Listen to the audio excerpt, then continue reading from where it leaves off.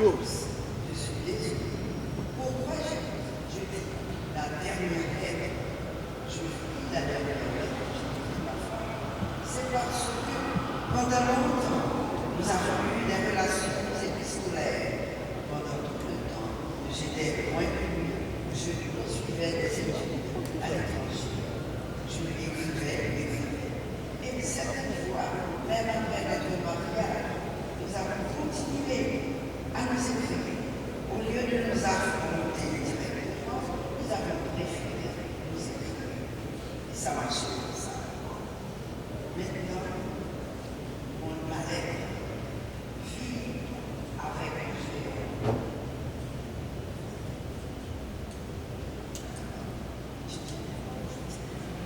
Franck, mon amour, c'est l'âme endolorie que je t'écris cette ultime lettre avant ton départ pour l'au-delà. Tu n'auras pas à y répondre. Je le ferai pour toi dans mon cœur. 55 ans depuis que toi et moi vivons ensemble, respirons le même air, partageons presque tout. Ton ombre géante plane dans la maison, dans le bureau, dans ton atelier. Ton souffle bat encore dans chaque molécule d'air, sur tout ce qui vit, sur tout ce qui bouge. En tant qu'homme public, tout a déjà été dit sur toi. Ton amour viscéral pour Haïti, ton engagement inconditionnel envers la jeunesse de notre pays, ton attachement à la culture haïtienne, ton amour des hommes et des femmes haïtiennes. Franck, inventeur de mots, inventeur de situations, inventeur de formes et de couleurs. Tu m'as inventé, tu m'as façonné, tu m'as sublimé. Franck, que serait la vie sans toi? Je n'ose pas l'imaginer.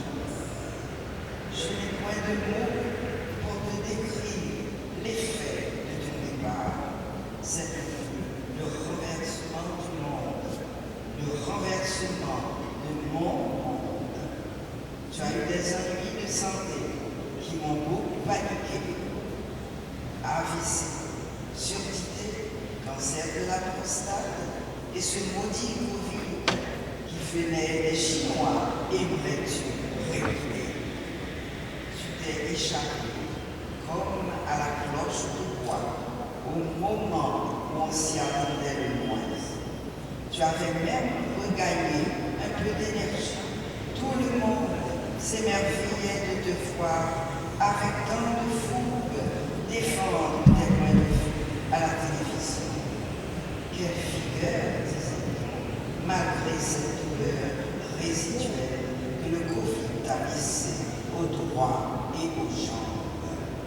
Franck, ton départ a créé un vacarme à la dimension de l'immense écrivain que tu étais. Partout en cette république qui t'a tatoué au cœur, ton nom revient dans les conversations. On tente de mesurer l'étendue de ton personnage. Tes amis en Europe francophone, au Québec, aux États-Unis sont fiers des témoignages qui t'encensent, te glorifient comme un créateur hors pair qu'Haïti met au monde une fois par siècle. Comment Stéphane et Rudy, ainsi que tes petits-enfants, vivent-ils cette séparation? Stéphane et Rudy sont nos enfants. Stéphane est une fille. Et moi, ta Marie des îles, je suis dévastée. De quelle couleur sera l'avenir sans toi? Je garderai ton mantra, ta phrase. Dieu de vie, Dieu vivant, Dieu d'amour, Dieu de lumière. Que la divine intelligence de l'énergie universelle me guide et me protège. Bien entendu, les choses vont changer. Mais comment déconstruire nos habitudes?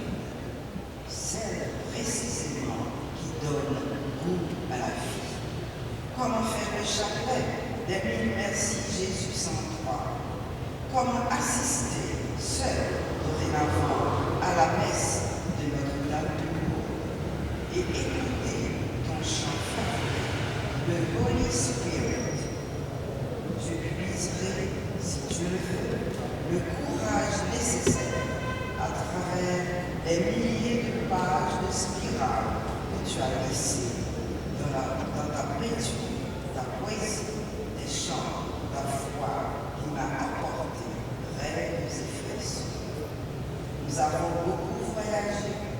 Je commençais à écrire mon petit reportage dans l'avion de retour.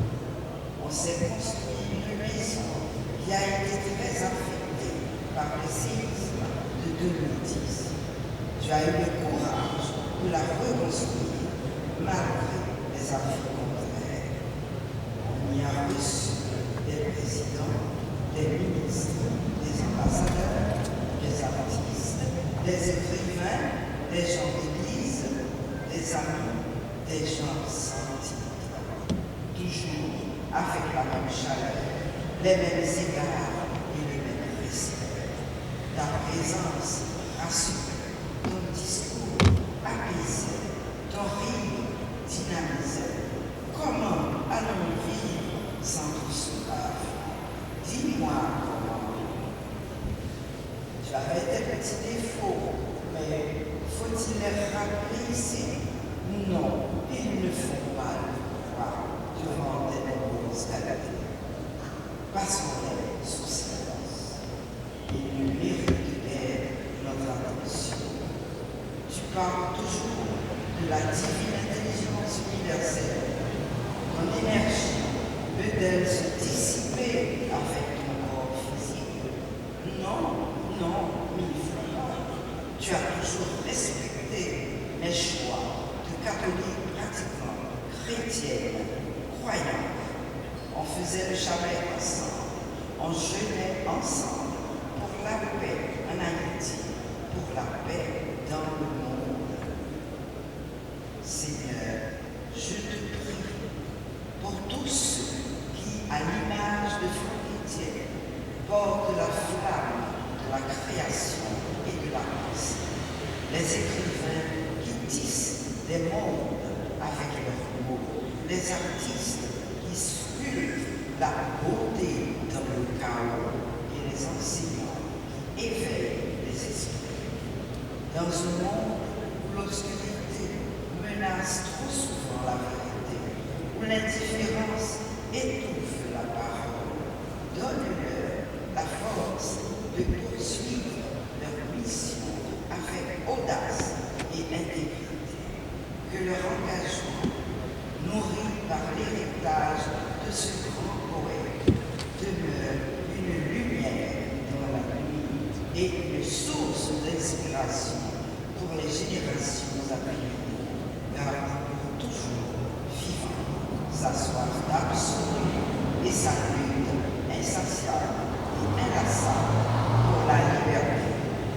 Merci, mon mari, d'avoir été ce père qui s'est dévoué pour ses enfants, ce père à la sensibilité à fleur de peau, ce mari exemplaire qui aurait vendu son âme pour le bien de son épouse. Merci de m'avoir appris à chevaucher ma chute et mon cheval pour continuer le voyage. Merci de nous avoir fait aimer Haïti, cette terre que tu chérissais tant. Au revoir.